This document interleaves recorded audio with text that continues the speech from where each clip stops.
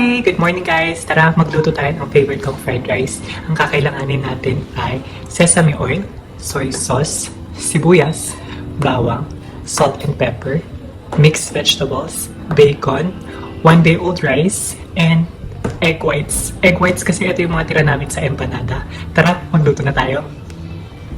Exact measurements will be on the description box. Buksan na natin to. Pag medyo mainit na, ilalagay na natin yung bacon.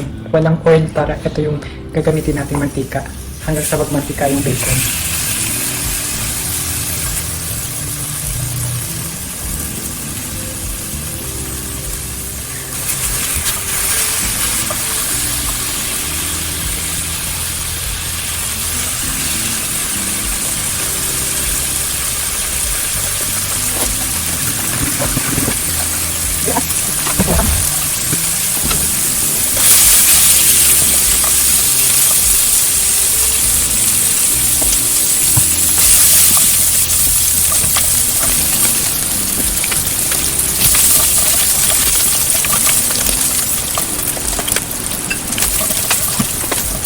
Pag medyo naluto na yung bacon, set aside na natin.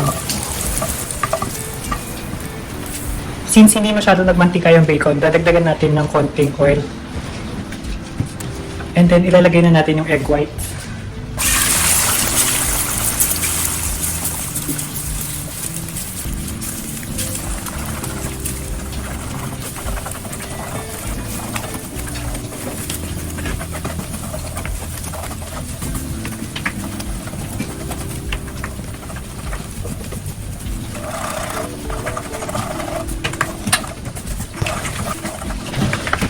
Pag luto na, tanggalin ulit natin.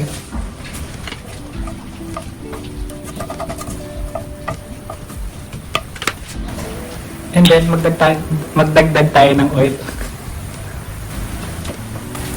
Sibuyas.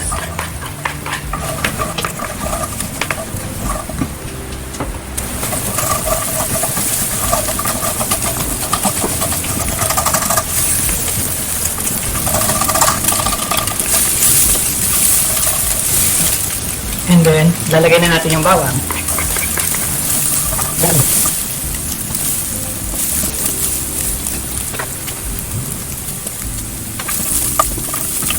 Tapos, ilalagay na natin yung 1-day-old rice.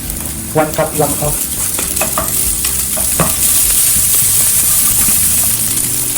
Sunod na din natin yung salt and pepper.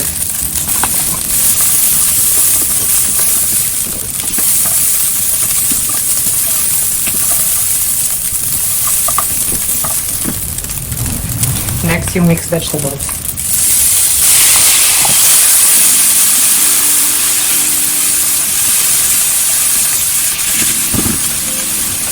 And then, yung soy sauce for color.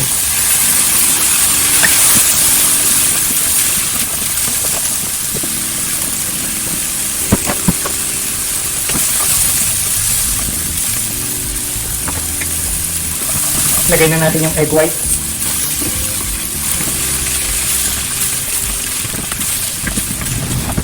And then, yung bacon. Pwede na natin patayin to. And then, add na natin yung sesame oil.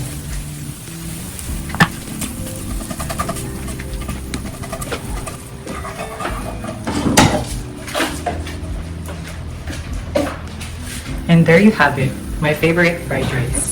At kung nag-enjoy kayo sa video, please like, comment, share, and subscribe to my YouTube channel. Sabay-sabay tayong matuto ng iba't ibang recipe. And thank you for watching. Happy cooking! Bye-bye!